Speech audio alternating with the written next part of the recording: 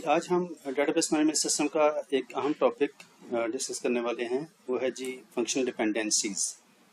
Dependencies जो हैं वो डिफरेंट एट्रीब्यूट्स की, एंटिटीज़ की एक दूसरे पे डिपेंडेंसी है बेसिकली, कि कौन से जो एट्रीब्यूट और एक डेटाबेस या किसी रिलेशन के अंदर हैं वो आपस में एक दूसरे पे डिपेंडेंट हैं कि नहीं है, या वो फंक्शनली डिपेंडेंस हम इस सेंस में कहते हैं कि उनको आपस में कोई रिलेशनशिप है कि नहीं है। यहाँ पे इसकी डेफिनेशन है, in a relation database management system function dependency is a concept that specifies the relationship between two sets of attributes. कोई दो एट्रीब्यूट किसी भी रिलेशन के, किसी टेबल के, वो आपस में उनका कोई रिलेशनशिप है कि नहीं है, ये हम इस फंक्शन डिपेंडेंसी की मदद से डिटरमिन करते हैं basically. Where one attribute determines the value of another attribute. Sometime ये होता है कि कोई एक एट्रीब्यूट जो है वो किसी दूसरे एट्रीब्यूट की वैल्यू को डिटरमिन करता है, यानी कि कोई चीज़ किसी पे डिपेंडेंट होती है। मिसाल के तौर पे जैसे एम्प्लॉय का डेजिग्नेशन है, तो डेजिग्नेशन डिटरमिन करता है कि इसकी सैलरी कितनी होगी। इसका मतलब ये है कि सैलरी जो कंपोनेंट या एट्रीब्यूट है वो एम्प्लॉय के डेजिग्नेशन पे डिपेंड कर रहा है। इसका मतलब है कि दोनों में कोई डिपेंडेंसी है, फंक्शनल डिपेंडेंसी है, ठीक है। या हम दूसरे लफ्ज़ों में ये कह सकते हैं कि जो सैलरी है वो डेजिग्नेशन पे डिपेंडेंट है।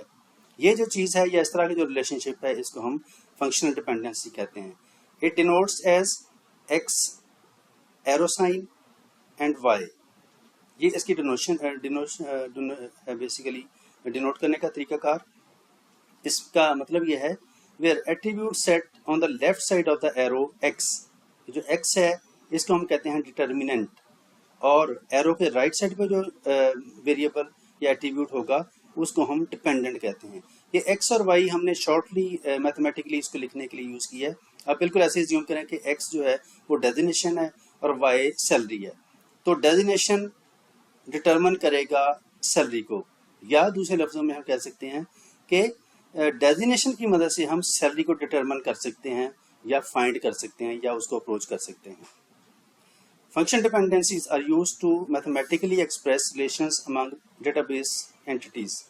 ये जो फंक्शन डिपेंडेंसी है, ये कॉन्सेप्ट बेसिकली जो डिफरेंट एट्रीब्यूट्स हैं डेटाबेस के, जो डिफरेंट फील्ड्स हम उनको कह सकते हैं। जैसे फॉर एग्जांपल एम्प्लॉई है तो एम्प्लॉई आईडी, एम्प्लॉई नेम, उसका डेजिग्नेशन, हायरिंग की डेट, उसकी सैलरी, उसका डिपार्टमेंट, ये डिफरेंट उसके एट्रीब्यूट्स होंगे एम्प्लॉई टेबल के या रिलेशन के।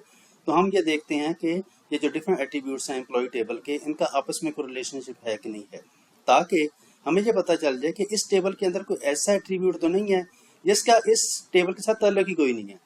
अगर कोई फंक्शनल डिपेंडेंसी नहीं है डायरेक्टली या इनडायरेक्टली, तो फिर हम उस रिलेशन, उस एट्रीब्यूट को इस टेबल में से निकाल देंगे।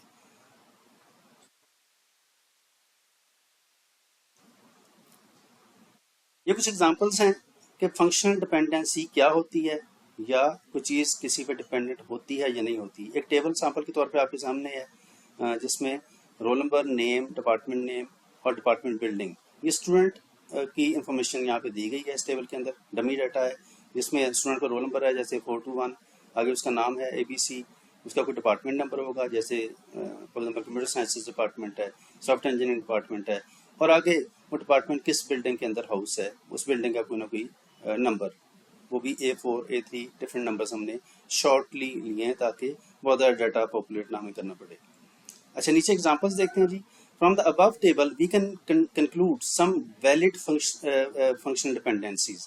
अब इसमें हम देख सकते हैं कि ये डिफरेंट एट्रीब्यूट्स हैं, रोल नंबर, नेम और डिपार्टमेंट बिल्डिंग, ये जो डिफरेंट एट्रीब्यूट्स हैं ये एक दूसरे पे डिपेंडेंट हैं कि नहीं है, या कौन सी चीज़ किसी पे डिपेंडेंट है, या डिपेंडेंसी का जो नेचर है वो कैसी है। नीचे एग्जांपल है जी, जैसे मिसाल के तौर पे सबसे पहले है roll number. Role number determines name, department building. अब ये जो एरो साइन है ये डिफाइन कर रहा है कि ये वाली चीज़ें जो हैं ये डिपेंडेंट हैं, और ये रोल नंबर जो है ये डिटर्मिनेंट है। अभी हमने पिछली स्लाइड के अंदर देखा था। तो डिटर्मिनेंट जो है, अगर हमारे पास रोल नंबर हो किसी स्टूडेंट का, मिसाल के तौर पे 432, तो क्या इसकी मदद से हम उस स्टूडेंट का नाम, डिपार्टमेंट नेम या उसके बिल्डिंग का नंबर आइडेंटिफाई या उसको डिटरमिन कर सकते हैं कि नहीं कर सकते? तो इसका जवाब है कि बिल्कुल हम कर सकते हैं, क्योंकि हमारे पास रोल नंबर जो है एक यूनिक एक हमारे पास वैल्यू है हर स्टूडेंट की। तो अगर हमारे पास फॉर एग्जांपल 432 रोल नंबर हो तो हम उसकी मदद से क्वेरी कर सकते हैं कि इसका मुझे नाम दिखाओ या इसका नेम दिखाओ या इसका बिल्डिंग नंबर मुझे शो करो। ठीक है, सारी वैल्यूज या उनमें कोई एक वैल्यू हम इस रोल नंबर की मदद से डिटरमिन कर सकते हैं।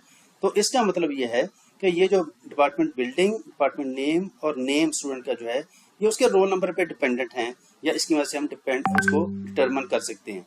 तो इसका मतलब फाइनली ये है कि ये तीनों एट्रीब्यूट फंक्शनली डिपेंडेंट हैं रोल नंबर पे। दूसरे का एग्जांपल है roll number determines department name since roll number can determine whole set of name department building it can determine its subset department name also. अब इसका मतलब ये है कि इस एग्जांपल में हमने देखा था कि रोल नंबर की मदद से हम ये तीनों जो वैल्यूज हैं ये डिटरमिन कर सकते हैं, लेकिन इसका मतलब ये है कि अगर हम तीनों कर सकते हैं तो फिर इनमें से हम कोई एक भी कर सकते हैं। जैसे यहाँ पे एग्जांपल है उसकी डिपार्टमेंट नेम की, तो रोल नंबर से नाम, डिपार्टमेंट नेम और डिपार्टमेंट बिल्डिंग आ सकता है, तो डिपार्टमेंट का नेम कोई एक एट्रीब्यूट भी आ सकता है। ठीक है, तो इसका मतलब है कि अगर फंक्शनल डिपेंडेंसी वैलिड मौजूद है तो हम किसी एक वैल्यू या किसी एक एट्रीब्यूट की मदद से दूसरा एट्रीब्यूट उसकी वैल्यू फाइंड कर सकते हैं। कुछ और एग्जांपल्स हैं, जैसे फर्स्ट एग्जांपल है नेम डिटरमिन्स डिपार्टमेंट नेम। अब ये कुछ इनवैलिड फंक्शनल डिपेंडेंसी की एग्जांपल्स हैं। अभी हमने देखा था पिछली स्लाइड के अंदर कि हमारे पास रोल नंबर हो तो हम name, department name, building number कुछ भी आइडेंटिफाई कर सकते हैं। अब एग्जांपल ये है कि अगर मेरे पास स्टूडेंट का नाम हो, मिसाल के तौर पे नाम है जी खालिद, अब खालिद की मदद से, इस नाम की मदद से मैं उसका नेम, उसका डिपार्टमेंट नेम या उसके डिपार्टमेंट बिल्डिंग नंबर आइडेंटिफाई कर सकता हूँ कि नहीं कर सकता। अब बज़ाहिर तो हमें लगता है कि जैसे PQR या इधर मिसाल के तौर पे मैं लिख दूँ जी खालिद, तो खालिद की मदद से उसका डिपार्टमेंट है IT और उसका नंबर है बिल्डिंग का A3, तो डेफिनेटली अगर मेरे पास खालिद मौजूद है तो फिर मैं उसका IT भी ढूंढ सकता हूँ। जैसे हम वेयर क्लॉज यूज़ करते हैं कि मैं सेलेक्ट करूँ खालिद कॉमा IT, ये मुझे सेलेक्ट करके दो from table employee, from table student, और आगे मैं कंडीशन लगा दूँ where name is equal to Khalid. अब खालिद की बिना पे मैं उसका IT और उसका जो डिपार्टमेंट नेम है और उसका जो बिल्डिंग नंबर है वो मैं क्वेरी करने की कोशिश करूं, तो आपके ख्याल में हो जाएगा कि नहीं हो जाएगा? बज़ाहिर तो हमें लगता है कि हो जाएगा, हो भी जाएगा, क्वेरी चल जाएगी, बिल्कुल चलेगी और रिजल्ट भी आ जाएगा। लेकिन इशू ये है कि ये खालिद कौन सा है। समटाइम इस स्टूडेंट टेबल के अंदर एक से ज़्यादा खालिद अगर होंगे तो फिर वो जो मेरा रिक्वायर्ड खालिद था उसका डाटा आया कि किसी और खालिद का आया, ये कैसे पता चलेगा? तो इसका मतलब ये है कि ये इनवैलिड फंक्शनल डिपेंडेंसी है। ठीक है, हम बज़ाहिर डाटा अप्रोच तो कर लेंगे लेकिन वो डाटा वैलिड नहीं होगा, क्योंकि जो हमारे पास हमारा ये जनरल सा रूल है कि जब हमारे पास कोई प्राइमरी की वैल्यू, एट्रीब्यूट की वैल्यू है तो उसकी मदद से हम यूनिकली डाटा जो टपल्स हैं या जो डाटा सेट्स हैं उनको हम क्वेरी कर लेते हैं, लेकिन जो रिपीट हो रही हो, डुप्लीकेट वैल्यूज हों, उनकी मदद से हमें रिजल्ट तो मिल जाएगा लेकिन उसकी जो वैलिडिटी है वो सही नहीं होगी। तो इसीलिए नेम की मदद से हम डिपार्टमेंट नेम आइडेंटिफाई अगर करने की कोशिश करेंगे तो ये इनवैलिड डिपेंडेंसी है। आगे इसकी टाइप्स हैं जी, फंक्शन डिपेंडेंसीज किस किस तरह की होती हैं। ये इसकी 6 टाइप्स हैं। Trivial function dependency, non trivial function dependency, multi valued function dependency, transitive functional dependency, fully functional dependency और पार्शियल फंक्शनल डिपेंडेंसी। अभी हम वन बाय वन इसकी डिटेल देखते हैं कि इनमें डिफरेंस क्या है। सबसे पहले ट्रिवियल फंक्शन डिपेंडेंसी। एक सैंपल के तौर पे टेबल आपके सामने है और हम ये जानने की कोशिश करते हैं कि ये इसका मीनिंग क्या है या ये कौन से एट्रीब्यूट्स होते हैं जिनका आपस में रिलेशनशिप या डिपेंडेंसी ट्रिवियल कहलाती है। In trivial functional dependency, a dependent is always a subset of the determinant. जो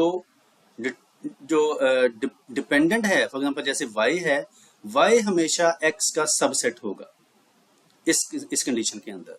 इसकी एग्जांपल यहाँ पे दी गई है कि अगर हमारे पास फॉर एग्जांपल जैसे रोल नंबर और नेम हमारे पास एक सेट हो और जो कि डिटरमिन करता है नेम को। अब अगर हम देखें तो ये दो चीज़ें ऐसी हैं जिनकी वजह से हम नेम को डिटरमिन कर सकते हैं, लेकिन नेम जो डिपेंडेंट है वो मेन जो सबसेट है, जो मेन सेट है उसका सबसेट है, क्योंकि नेम इधर भी मौजूद है। अगर ऐसी सिचुएशन है, ये ऐसे लग रहा है जैसे कॉम्पोजिट की होती है, रोल नंबर और नेम ये एक की है जो कि डिटरमिन करती है स्टूडेंट के नेम को। तो अगर ऐसी सिचुएशन है तो ऑब्वियसली इसकी मदद से हम नेम आइडेंटिफाई कर सकते हैं, लेकिन नेम बेसिकली मेन जो डिटर्मिनेंट है उसका पार्ट है या उसका सबसेट है। तो ये सिचुएशन जो है ये कहलाती है trivial functional dependency. Since the dependent name is a subset of determinant set roll number, name. Similarly, roll number determines roll number is also an example of trivial dependency. अगर हम लिखें roll number determines roll number, तो इसका मतलब भी है कि obviously वो उसका subset है। Next is non-trivial function dependency. In non-function trivial function dependency, the dependent is strictly not a subset of the determinant.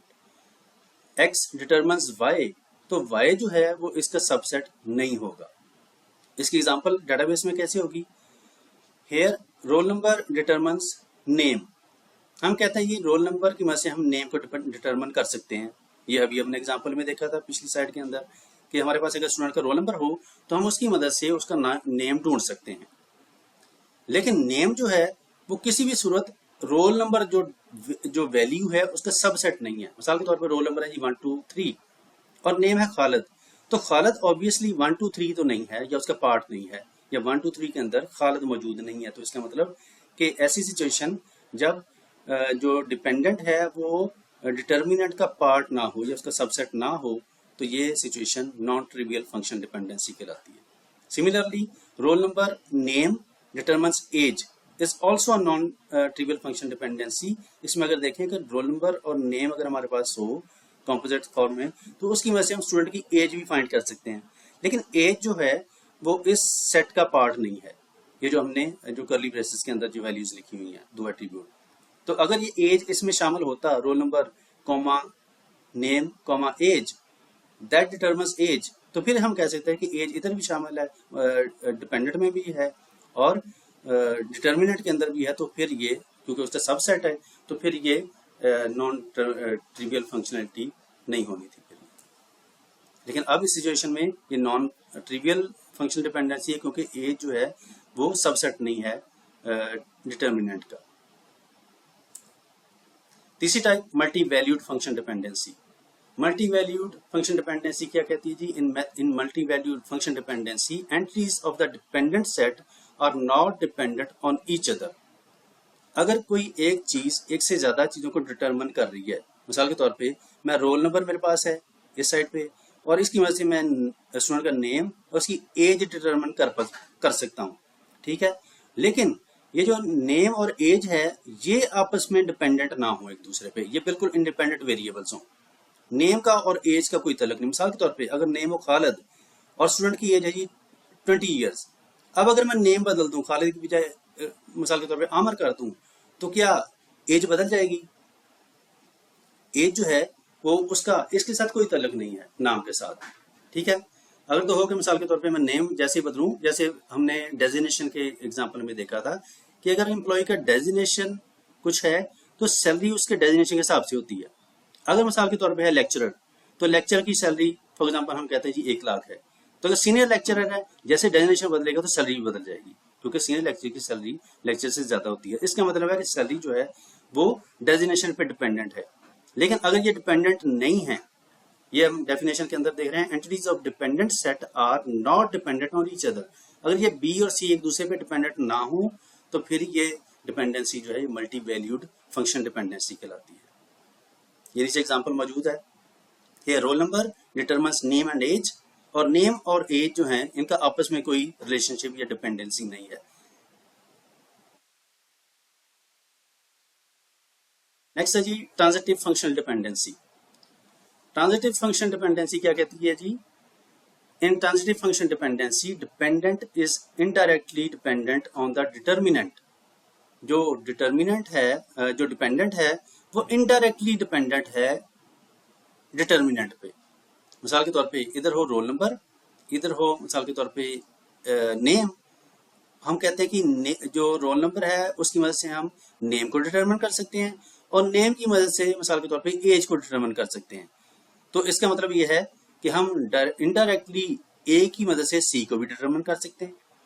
ठीक है, तो अगर ऐसी सिचुएशन है तो फिर ये ट्रांजिटिव फंक्शनल डिपेंडेंसी, ये हम इनडायरेक्टली ए से बी पे जाएं, बी पे सी पे जाएं, इसकी बजाय हम इनडायरेक्टली ए से डायरेक्टली सी पे चले जाएं, ए की मदद से सी को डिटरमिन कर लें। तो ऐसी अगर पॉसिबिलिटी है तो ऐसी जो दो एट्रीब्यूट्स का आपस में रिलेशनशिप है वो ट्रांजिटिव फंक्शनल डिपेंडेंसी कहलाएगा। एग्जांपल है यहाँ पे, here role number determines department and department determines building number. अब इसका मतलब ये है कि अगर हमारे पास स्टूडेंट का रोल नंबर हो तो उसकी मदद से हम उसका डिपार्टमेंट आइडेंटिफाई कर सकते हैं, और अगर हमारे पास डिपार्टमेंट है तो उसकी मदद से डिपार्टमेंट की बिल्डिंग का नंबर भी आइडेंटिफाई कर सकता है। ठीक है, तो इसका मतलब ये है कि अगर हमारे पास रोल नंबर हो तो हम डायरेक्टली बिल्डिंग नंबर भी आइडेंटिफाई कर सकते हैं। ठीक है, क्योंकि इनका आपस में रिलेशनशिप मौजूद है, रोल नंबर डिपार्टमेंट और डिपार्टमेंट नंबर। तो इसका मतलब है अगर हम डायरेक्टली रोल नंबर से बिल्डिंग नंबर पे पहुंच सकते हैं, उसको डिटरमिन कर सकते हैं, तो फिर इसका मतलब ये वाला रिलेशनशिप ट्रांजिटिव फंक्शनल डिपेंडेंसी कहलाएगा। Fully functional dependency, in fully functional dependency, an attribute or a set of attributes uniquely determine another attribute or set of attributes. If a relationship R has attributes x, y, z with the dependencies x determines y and x determines z, which states that those dependencies are fully functional. यहाँ पे example है, employee ID number fully determines the employee's name, address and other personal information. अब एक employ का table है, उसके अंदर employ की आईडी, उसका name, designation, address, contact, age, salary, department, हर चीज दी हुई है। तो फुली फंक्शनल डिपेंडेंसी का मतलब ये है कि हम जो मिसाल के तौर पे हमारे पास अगर एम्प्लॉय आईडी है तो एम्प्लॉय आईडी की मदद से हम किसी भी एट्रीब्यूट को डायरेक्टली आइडेंटिफाई या डिटरमिन कर पाएं, या उसको अप्रोच कर लें या उसको फाइंड कर लें। तो ये अगर ऐसी सिचुएशन है तो फिर इसका मतलब ये फुली फंक्शनल डिपेंडेंसीज है।